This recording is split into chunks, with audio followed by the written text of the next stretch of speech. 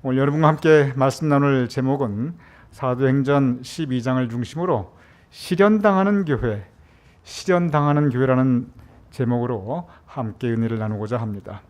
우리가 지난 시간에 이방인들에게 복음이 전파되는 과정에 대해서 함께 말씀을 묵상하였습니다. 하나님께서 베드로에게 환상을 보여주셨습니다. 베드로가 누구입니까?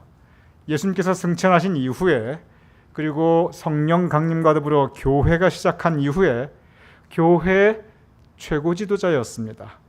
지금도 천주교 이 가톨릭의 교황은 맨 첫 번째 교황, 그 사도권을 베드로부터 시작하고 있습니다. 그래서 가톨릭에서는 베드로를 제1대 교황으로 그렇게 존경하고 있습니다. 그 당시에 이 예루살렘 교회에, 적어도 이 땅 위에 있는 그 교회에 가장 중요한 그리고 가장 큰 이 지도자였던 베드로, 그에게 하나님께서 환상을 보여주셨습니다. 하늘에서 바구니가 내려오는데 그 안에 속되고 부정한 짐승들, 배로 기는 것들, 그리고 먹으면 안 되는 날짐승들이 담겨 있었습니다. 율법에 의하면, 신명기에 나타난 율법에 의하면 먹을 수 없는 그러한 속되고 부정한 짐승이었습니다. 그런데 하나님의 말씀이, 그 음성이 먹어라, 잡아 먹어라 합니다.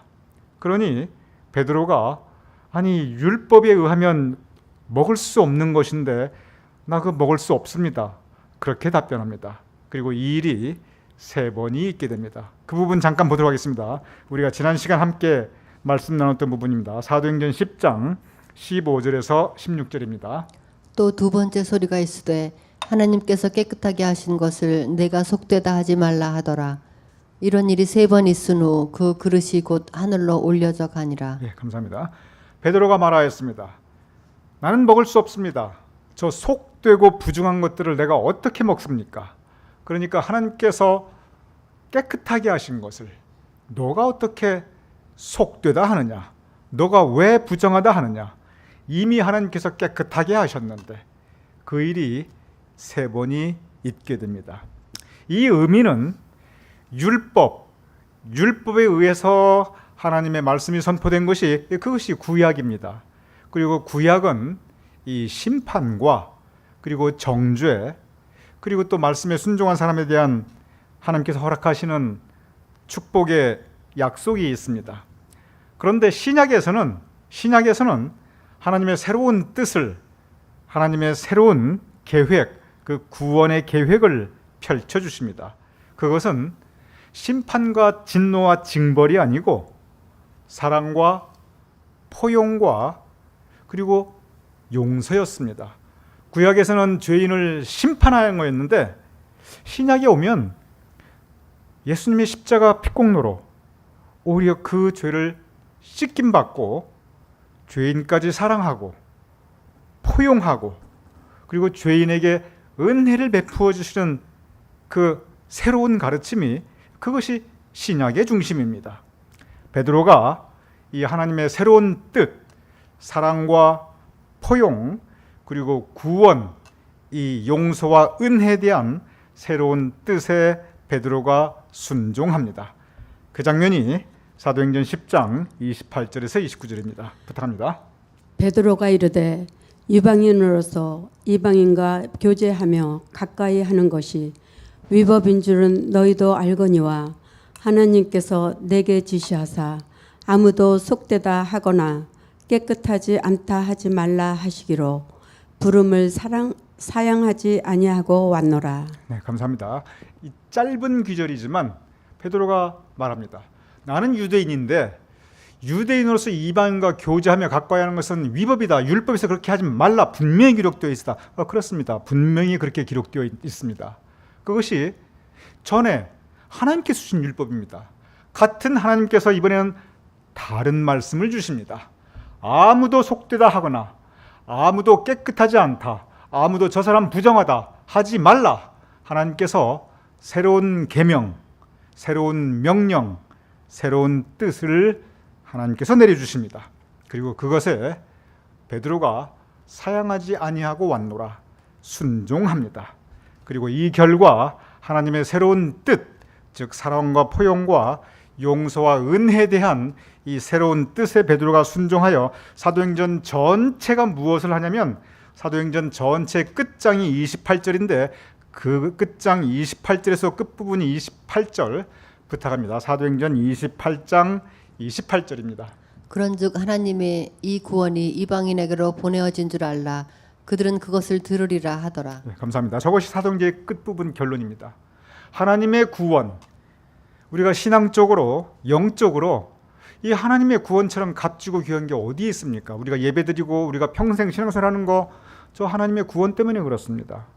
우리가 참 때로는 그 불편함을 겪으면서도 우리가 그래도 믿음 잡고 살아가는 거 저 하나님의 구원 때문에 그렇습니다. 그런데 저렇게 귀한 하나님의 구원이 이방인들에게, 이방인이 누굽니까? 속되고 부정하고 깨끗하지 아니하고 하나님한테 심판받아야 되고 저주받아야 될, 전에는 그랬는데 이제 하나님께서 새롭게 말씀하십니다. 아무도 속되지 않다, 아무도 더럽지 않다, 모두가 깨끗하다, 그들에게도 구원이 전파된다. 바로 그 말씀에 순종하여 저 하나님의 이 구원이, 가장 귀한 구원이 이방인들에게, 즉 죄인들에게, 속되고 깨끗하지 못하다 손가락질 받고 경멸받았던 그들에게 전파되는 것이, 이것이 사도행전 전체의 내용입니다. 제가 지난 시간에 수요일에 오늘 이 시대의 이방인이 누구인가 그러한 질문을 여러분께 드리면서 우리가 우리 주변에 쉽게 그냥 이렇게 질시하고 배척하고 또 막 욕도 하고 그러는 분들이 있는데, 우리 모두가 다 하나님 앞에 귀한 존재임을 우리가 함께 느끼게 된다는 말씀을 제가 드렸습니다. 그래서 가까이 우리 공동체 내에서도, 그러면서도 이 시대의 이방인 그랬을 때 적지 않은 분들이 이 시대의 이방인은 가장 대표적으로 더군다나 요즘 현재 이 사회에서 동성애자들이 아닌가, 그러한 생각을 적지 않은 분들이 하신 것을 제가 알고 있습니다. 그런데 이 부분에 대해서 오늘 이 사도행전 이방인에게 복음이 전파되는 과정에 대해서 제가 설명드리면서 그 부분에 대해서 잠깐 제가 정리하고 넘어가고자 합니다. 왜냐하면 제가 언젠가 대배수도 한번 설교를 드렸는데 그때는 대비이기 때문에 제가 직설적으로 말씀을 못 드렸습니다. 오늘은 제가 좀 직설적으로 말씀을 드려서 분명한 우리가 가져야 될 이 교회 자세가 무엇인가 함께 여러분과 좀 말씀을 나누도록 하겠습니다. 지금 이 동성애 문제 때문에 아주 복잡합니다.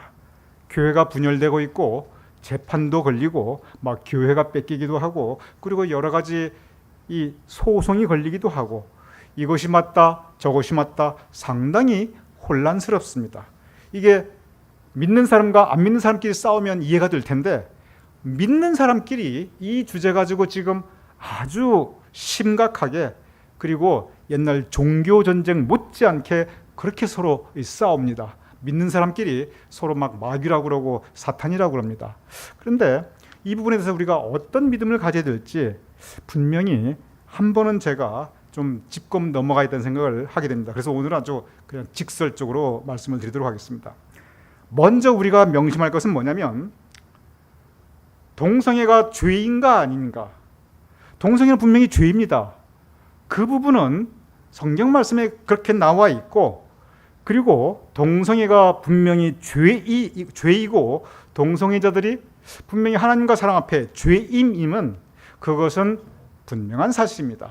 동성애도 괜찮다, 동성애도 그것은 전혀 죄가 아니다, 그것은 잘못된 가르침입니다. 왜냐하면 성경 말씀에 분명히 동성애는 죄라고 가르치고 있고, 그리고 동성애에 대해서 성경 말씀의 가르침은 신약이나 구약이나 다르지 않습니다. 그것은 하나님과 사람 앞에 분명히 죄된 삶의 모습입니다. 그 부분에 대해서는 우리가 양보할 수 없는 분명한 전제입니다. 동성애는 죄된 삶이다. 그 다음이 문제입니다. 그들을 그러면 우리는 어떻게 할 것인가? 여기에서 많이 갈립니다. 여기에서 그러면 그들이 죄인이니 심판하고 정죄하고 그리고 버릴 것인가? 너희는 속되고 너희는 부정하니 너희는 저주 아래 놓여 있는 그러한 저주받은 백성이다. 어둠의 자식들이다. 하나님의 은혜, 사랑 너에게는 없다. 이렇게 할 것인가? 그것은 아닙니다. 교회는 그들을 포용해야 합니다. 교회는 그들에게까지 하나님의 은혜와 사랑이 있음을 교회는 명심해야 합니다. 그것이 그들을 이것도 괜찮으니까 그냥 그렇게 살다가 그들의 삶을 용인하는 것이 아니라 비록 죄인이지만 죄인에게도 하나님의 은혜와 하나님의 사랑은 죄인에게도 여전히 하나님께서 베풀어 주시는 그 은혜와 사랑입니다. 그래서 교회가 하나님의 은혜와 사랑을 그들에게 베풀되 그들이 새로운 삶을 살 수 있도록 기도하고 그리고 노력하고 영적으로 도와주고 돌보아야 합니다. 동성애를 그러면 합법화 시켜야 되는가? 그것은 절대 아닙니다. 왜냐하면 그러면 가정이 어떻게 되겠습니까? 하나님께서 세워주신 가장 최초의 공동체 그리고 가장 중요한 공동체는 이 가정입니다. 가정은 성경에 보면은 남녀가 결합해서 이루는 것이 그것이 가정입니다. 그래야 자녀가 태어날 수 있습니다. 근데 동성애자들이 합법화되고 결혼식도 올리고 가정을 이룬다? 신앙적으로 성서적으로 그것은 교회와 신앙이 그것을 용납하거나 그것을 서포트할 수는 없습니다. 왜냐하면 그것은 창조 질서에 어긋나는 것입니다. 그래서 동성애자들이 가정을 이루고 그러한 부분들은 죄악된 삶입니다. 문제는 뭐냐면 그러면 그들에게 계속 이렇게 심판만 이야기하고 하나님의 진노만 이야기할 것인가? 그렇지 않습니다. 그들에게도 복음은 전파되어야 합니다. 구원의 역사는 그들에게도 이루어져야 합니다. 교회가 배척하고 심판하고 정죄하는 것이 아니라 교회가 포용하고 은혜 베풀며 그들을 위해 기도하는 것입니다. 다만 동성애자들이 교회 지도자가 돼서 동성애자가 안수받고 목사가 되고 사제가 되어서 동성애자가 설교를 하고 동성애자가 하나님의 말씀을 가르친다. 그 부분은 사실 신앙 안에서도 양보될 수가 없는 부분입니다. 그래서 어떠한 부분들은 양보되고 어떤 부분들은 용납될 수가 없고 그러한 선들이 분명히 있습니다. 중요한 것은 뭐냐면 그것에 대한 분별입니다.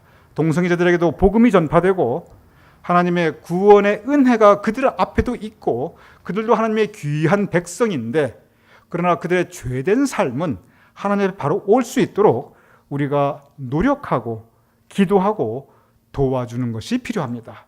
그것이 바로 동성애에 대한 성서적인 그리고 신앙적인 가르침입니다. 여기에 여러분들이 혼란이 없기를 바랍니다. 그것이 무조건 다 괜찮은 것인가 무조건 용인한다. 그것은 한쪽으로 너무 나갔습니다. 그 사람들은 무조건 교회도 배척하고 심판받아야 되고 저주받아야 되고 사탄의 자식들이다. 하나님의 은혜가 그렇게 한쪽에만 치우쳐 있는 것은 아닙니다. 그들도 하나님의 귀한 자녀입니다. 자녀라는 것은 망나니 자식도 자식이고 돈 못 버는 자식도 자식이고 부모 망신시키는 자식도 여전히 자식입니다. 자식은 자식입니다. 어쩔 수 없이 부모가 끌어안아야 되는 것이 자식이듯이 하나님의 백성이라면 비록 그 하나님의 백성이 우리 모두 한 형제 자매인데 비록 우리와 다르고 우리와 그 다른 삶의 모습을 가진다 할지라도 그러나 여전히 그들도 하나님의 사랑과 은혜를 받아야 되는 귀한 하나님의 자녀임을 우리는 명심해야 합니다.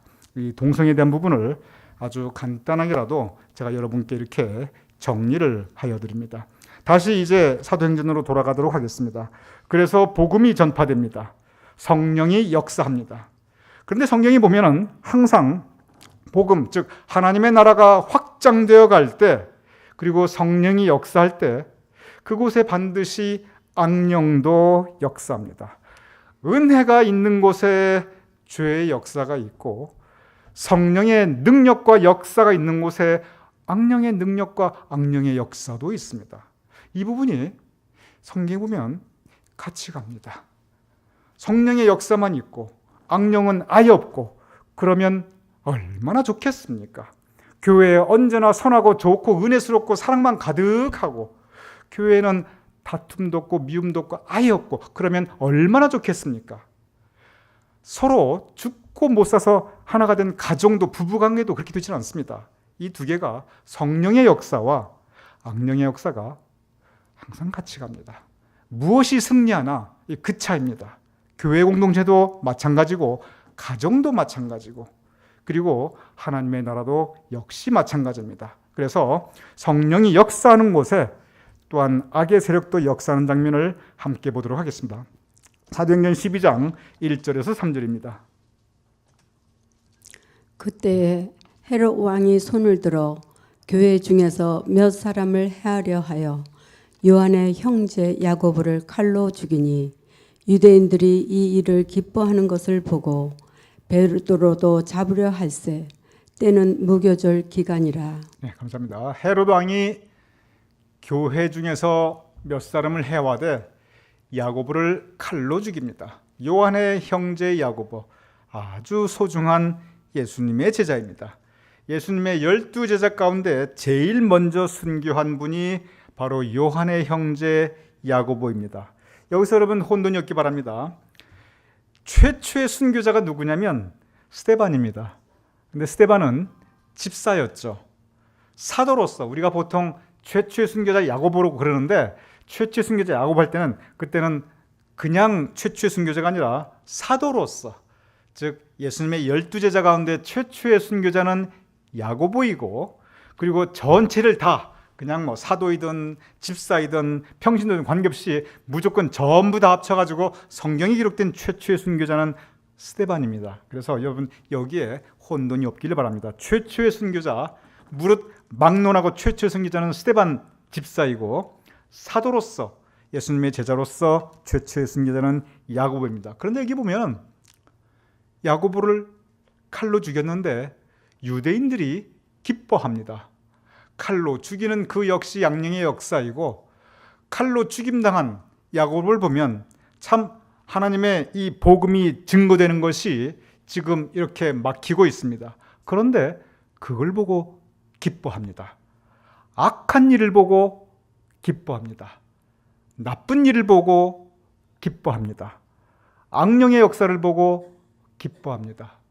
근데 참 아쉽게도 저런 경우가 이 교회 안에는 그리고 신앙의 역사에는 언제나 있습니다. 왜냐하면 성령이 역사하는 곳에 악령도 역사하기 때문에 성령의 역사와 성령의 승리를 보면서 막 기뻐하고 즐거워하며 찬양하는 경우가 있냐 하면 저 기뻐할 일이 아니거든요. 근데 악령의 역사를 보고 기뻐합니다. 즐거워합니다. 악의 세력이기 때문에 그렇습니다. 그래서 우리가 이 부분 성령이 역사하는 곳에 항상 악령도 역사하고 성령의 역사와 승리를 기뻐하는 하나님의 백성들이 있고 또 악령의 역사와 악령의 승리를 기뻐하는 그러한 사람들도 있다는 것을 우리는 마음속에 유념해야 합니다. 그래서 여기 보면은 이제 헤롯 왕이 야고보를 죽이고 그리고 누구까지 죽이려고 하냐면 베드로도 잡으려 할세, 여기서 잡으려 할세는 베드로까지 죽이려 할세의 그 뜻입니다. 잡아서 그냥 가만히 그거 아닙니다. 잡아 죽이려고 하는 겁니다. 베드로가 누구입니까? 가장 중요한 교회 지도자입니다. 그래서 저 교회 지도자 베드로가 잡히게 됩니다. 12장 5절부터 합니다. 이에 베드로는 옥에 갇혔고 교회는 그를 위하여 간절히 하나님께 기도하더라. 네, 감사합니다. 베드로가 옥에 갇혔습니다. 악령의 역사가 승리한 것처럼 보입니다. 옥에 갇혔고 그 다음엔 뭐냐면 이제 죽을 운명입니다. 죽이기 위해서 옥에 가둔 것입니다. 이제 날이 새면 베드로는 죽을 목숨입니다. 교회의 커다란 위기입니다. 교황이 옥에 갇힌 거예요. 교회 가장 중요한 영적 지도자가 옥에 갇혀서 이제 날이 밝으면 죽을 목숨이 되어 있습니다. 그때 교회는 기도합니다. 우리가 간절히 기도하지 않으면 악령의 역사가 승리할 수 있어요. 우리 마음속에 성령의 역사와 악령의 역사가 대립할 때 우리 기도해야 합니다. 그래야 성령이 이길 수 있어요. 우리 공동체 안에서도 그렇고 우리 국가와 민족도 그렇고 인류 공동체도 마찬가지입니다. 그래서 우리는 기도해야 합니다. 성령의 승리를 위해서. 최후 승리를 위해서, 하나님 나라의 확장을 위해서 교회는 기도하되 간절히 기도합니다. 그리고 그 기도 하나님께서 들어 응답하여 주시어 그 기도의 능력을 체험하게 됩니다. 12장 7절입니다. 부탁합니다. 호련히 주의 사자가 나타나매 옥중에 광채가 빛나며 또 베드로의 옆구리를 쳐 깨어 이르되 급히 일어나라 하니 새 사슬이 그 손에서 벗어지더라. 감사합니다. 기적을 베풀어 베드로를 하나님께서 풀어 주십니다. 사망 권세 악령의 역사를 기도의 응답으로 하나님께서 물리쳐 주십니다. 기도의 힘입니다. 저는 성경 곳곳을 볼 때마다 기도의 능력, 기도의 힘, 성경 말씀이 우리에게 증거하고 있습니다. 들어주시고 안 들어주시고는 하나님의 뜻에 달려 있습니다. 그러나 우리는 기도해야 합니다. 우리의 기도에 들어 응답하셔서 하나님께서 우리에게 기적을 그의 뜻 가운데 베풀어 줄 수 있습니다. 그런데 우리가 기도조차 하지 않으면, 기도는 하나님의 마음을 여는 열쇠라고 했는데 우리가 두드리고 그리고 우리가 열려고 노력하는 그 부분이 있어야 하나님께서 우리에게 선히 응답하여 주실 것입니다.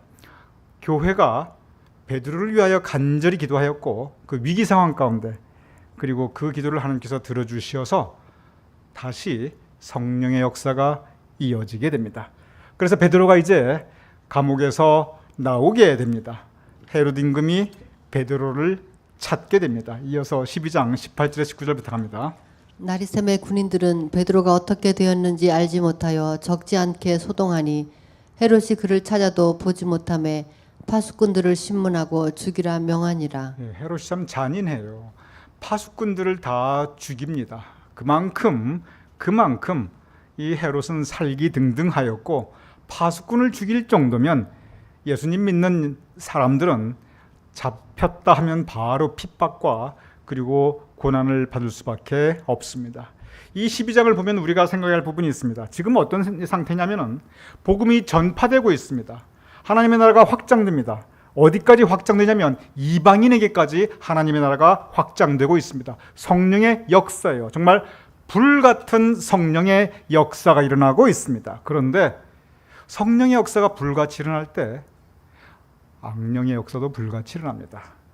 스데반도 죽고 야고보도 죽고 베드로는 옥에 갇히고, 그러한 과정에서도 하나님께서 승리하여 주십니다. 12장 24절 부탁합니다. 하나님의 말씀은 흥왕하여 더하더라. 네, 감사합니다. 하나님의 말씀은 흥왕하여 더하더라. 그러한 과정 가운데 우리가 이 부분을 참 마음속에 유념하고 명심해야 합니다. 환난과 핍박이 강한데 하나님의 말씀은 오히려 흥왕합니다. 증인들은 고통과 시련과 어려움을 겪는데, 시련과 어려움을 겪는데 그 증인들의 말씀은 더욱더 흥왕하여 갑니다. 우리 믿음도 마찬가지입니다. 우리 믿음 가운데 영적으로 또 때로 현실적으로 어려움과 고통이 있을 수가 있습니다. 특별히 내 신앙 가운데 믿음이 다시 서고자 할 때, 믿음이 다시 성장하려고 할 때 대개의 경우 영적 시련과 시험 또는 실족하는 일을 겪게 됩니다. 그때 우리 기도해야 됩니다. 그때 성령에 의지해야 합니다. 그래서 그러한 시련과 핍박 가운데서도 하나님의 말씀은 흥왕하여 더하더라. 우리 마음 가운데 하나님의 말씀, 성령의 역사가 흥왕하여 더하고, 그리고 내 입술의 역사, 내 혀의 열매에서 하나님의 말씀이 흥왕하고, 그리고 내 삶 가운데, 내 삶의 모습과 그 행실 가운데 하나님의 말씀이 흥왕해야 합니다. 이 하나님의 말씀이 흥왕했는데 이 배경은 말할 수 없는 핍박과 엄청난 시험과 그리고 시련이었습니다. 삶의 모습은 시련과 시험과 그리고 고난과 핍박이었는데, 그런데 하나님의 말씀은 그 가운데 흥왕하게 됩니다. 우리도 저러한 경우를 체험할 수 있습니다. 그럴 때 기도하고 하나님께 의지해서 비록 우리가 영적으로 또는 현실적으로 시련과 어려움을 겪는다 할지라도 하나님의 능력과 말씀이 흥왕할 수 있는 저와 여러분이 될 수 있기를, 또한 우리의 공동체가 될 수 있기를 주님의 이름으로 축원합니다.